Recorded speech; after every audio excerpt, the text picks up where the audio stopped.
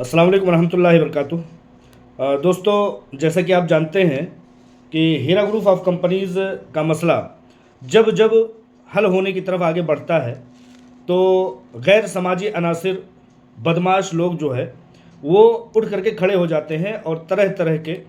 Elegance इल्ज़ामात और हफ़वात गोइयाँ करना शुरू कर देते हैं। अभी जबकि तमाम तरह से हीरा ग्रुप ऑफ कंपनीज़ इस मूड में आ चुकी है कि अब लोगों के पैसे देने में ज़्यादा ताख़ीर नहीं की जाएगी, बल्कि उनके पैसे दे करके तमाम मामलात का तस्फ़िया कर दिया जाएगा। वो कंप्लेनर हो, नॉन कंप्लेनर हो, क्लेमेंट हो या कोई भी हो, हीरा ग्रुप ऑफ कंपनी से ताल्लुक़ रखने वाले तमाम जेन्युइन इन्वेस्टरों कस्टमरों का सफाया करके उनकी अदायगियाँ करके उन लोगों का मुकम्मल सफाया कर दिया जाएगा, तस्फ़िया कर दिया जाएगा।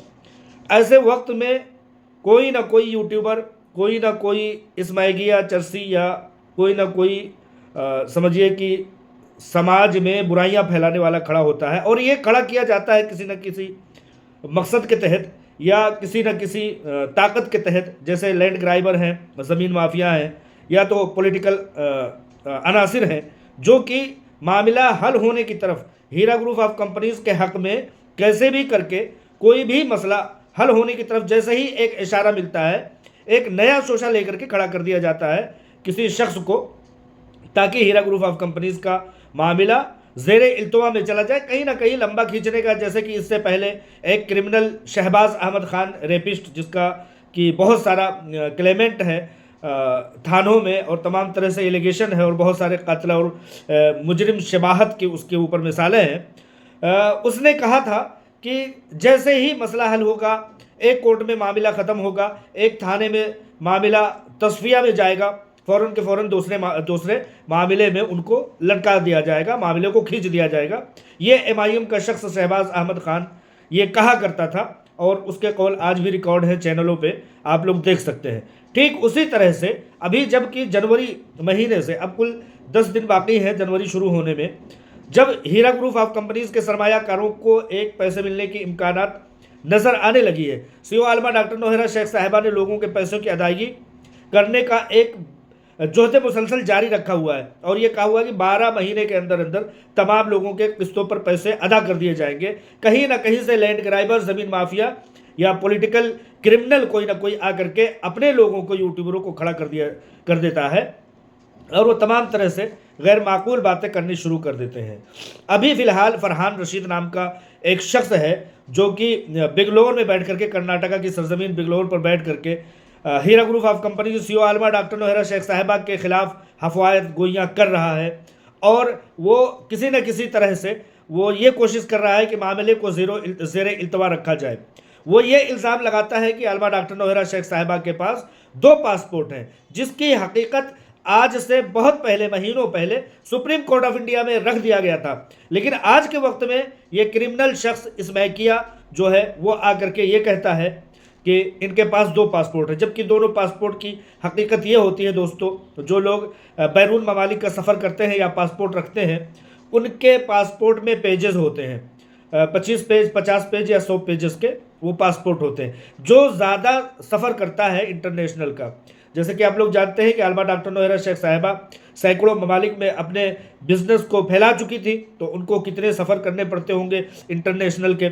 और उस पर इमिग्रेशन के कार्रवाइयाँ होती हैं। हर एक सफ़र पर एक पेज जो है वो भर जाता है। तो जब एक पासपोर्ट भर जाता है इमिग्रेशन के मरहलों से गुज़रते गुज़रते, तो दूसरा पासपोर्ट पेजेस की फराहमी के लिए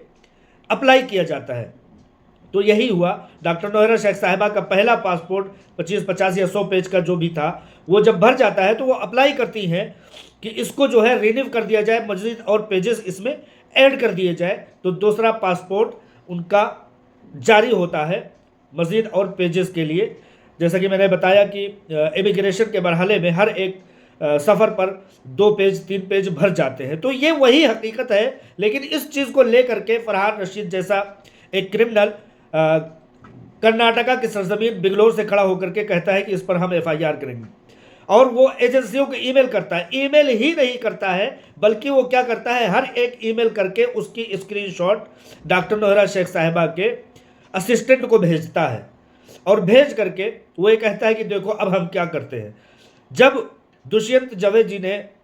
दवे जी ने सुप्रीम कोर्ट में इस बात का इशारा दिया था, तो वहां पर जवाब दाखिल कर दिया गया कि ये 2 पासपोर्ट की हकीकत ये है। तो अब ये छोटे से बच्चे आकर के खड़े होते हैं, सुप्रीम कोर्ट ऑफ इंडिया मुतमईन हो जाती है, ये छोटे छोटे क्रिमिनल एक यूट्यूब खोल करके खुद को सहाफ़ी कहने लगते हैं और हुकूमत हिंद पर उंगली उठाते हैं। हुकूमत हिंद पर उंगली कैसे उठाते हैं भाई? एक शख्स 2 पासपोर्ट कैसे रख सकता है? यानी कि हुकूमत हिंद जो है वही अलाउ करती है ना इनके मुताबिक। तो लिहाजा ये सिस्टम पर, सरकारों पर और हुकूमत हिंद पर, भारत सरकार पर ये इल्ज़ाम लगाते हैं कि भारत सरकार इस तरह के काम कर सकती है, जबकि ये बहुत भोड़ी हरकत है फरहान रशीद जैसे यूट्यूबर्स, तोतले अफराद का।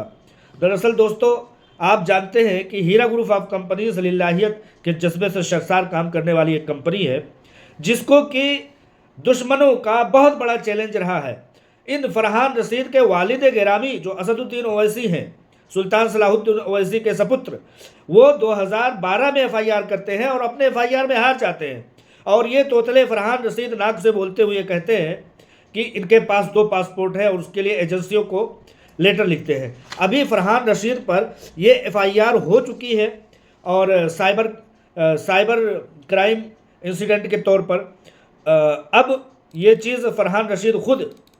इस बात का जवाब देगा कि इस बात की या तो हकीकत बयान करे या तो सज़ा भुगते इस बात के लिए। लिहाजा आप लोग इस तरह की हकीकतों को समझें कि हीरा ग्रुप ऑफ कंपनीज़ के पीछे हमेशा कोई ना कोई क्रिमिनल लगा रहता है। इसलिए नहीं कि कोई आँच पहुँचा देगा, हीरा ग्रुप ऑफ कंपनीज़ को इंशाअल्लाह ताला कोई आँच नहीं पहुँचा सकता, बल्कि उनकी मंशा ये होती है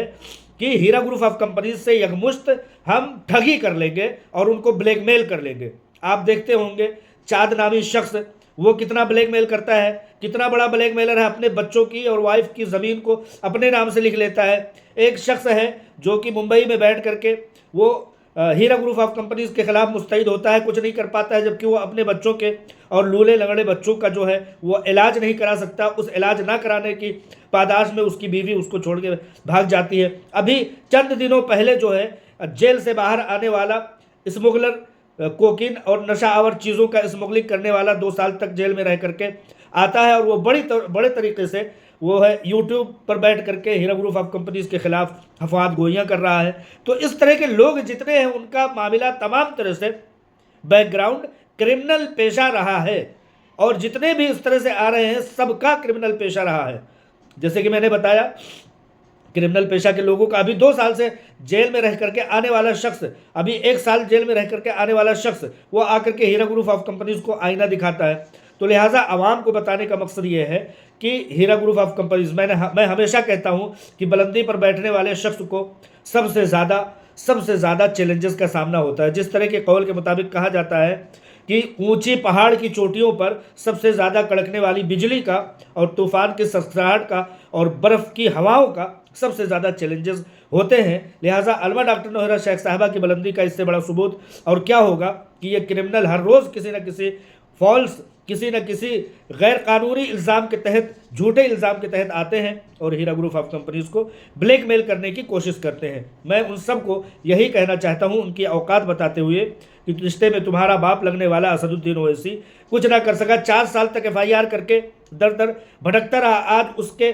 छचुंदर के गले का सांप बन गया है ये जो है केस, जो कि इल्ज़ाम लगा करके कंपनी को बेबुनियाद और गलत ठहराने की कोशिश करता था। ये छोटे छोटे बच्चे फरहान रशीद या मुंबई में बैठे हुए, महाराष्ट्र में बैठे हुए वो यूट्यूब चलाने वाले और एसोसिएशन चलाने वाले, इन लोगों की क्या औकात है। लिहाजा कुल मिलाकर के बातों का लुब्बिलुबाब ये है कि हीरा ग्रुप ऑफ कंपनीज की सीईओ का पासपोर्ट जो 2 पासपोर्ट बताया जाता है, दुष्यंत दवे ने भी गलतफहमी में आकर के सुप्रीम कोर्ट ने कहा था, उसका जवाब दाखिल कर दिया गया कि प्रोसेस में गुजरते हुए और ट्रेवलिंग के बहुत ज़्यादा सफ़र होने के नाते से पिछले दिनों जब वो पेजेस भर गए तो दूसरा अप्लाई किया गया तो नया पासपोर्ट नए पेजेस के साथ आया। उसी को ये लोग 2 पासपोर्ट का रट लगा करके और अपनी गंदगी को, अपनी गलाजत को मंजर आम पर लाते हैं। लिहाजा आवाम इन लोगों की जुल्म को देखे और मजलूमों की मजलूमियत को देखें कि बगैर कुछ किए हुए ये लोग चिंटे की तरह से पीछे पड़े हुए हैं, इसलिए कि इनको हक्कानियत के जज्बे से निकाल दिया जाए, पीछे छोड़ दिया जाए और इनको ब्लैकमेल करके 2, 4, 10, 20, 25, 50 लाख रुपए ऐंठ लिया जाए। पिछले दिनों जब इन सब के बाप से जब बातचीत की गई और ये कहा गया कि तुम अपना हाथ पीछे खींच लो, क्यों मुसलमानों की मईशत से खेल रहे हो, सारे लोग यहाँ पर मुसलमान हैं, तो उसने इस मामले में तस्फिया करने के लिए मेरी आंखों के सामने, मेरे सामने ही 100 करोड़ का डिमांड किया था। इतने बड़े बड़े वाहियात लोग हैं, इतने बड़े बड़े बदतमीज़ लोग हैं। लिहाजा फरहान रशीद का ये तरह तरह के ट्वीट करना, कंप्लेन लिखना और लिख करके हीरा ग्रुप ऑफ कंपनीज़ के प्लेटफार्म पर उसको भेजना कहीं ना कहीं ब्लैकमेलिंग का एक जीता जागता सबूत है। सब लोग इस बात को समझें और समझ करके इन लोगों के जुल्म को पहचानें। हम सब के साथ ये सब हो सकता है अगर हम आगे आएंगे, आगे बढ़ेंगे। मेरे ऊपर भी FIR होती रहती है, लिहाजा इन बातों से कोई फ़र्क पड़ने वाला नहीं है जब हम हक्कानियत पर हैं, हक पर हैं।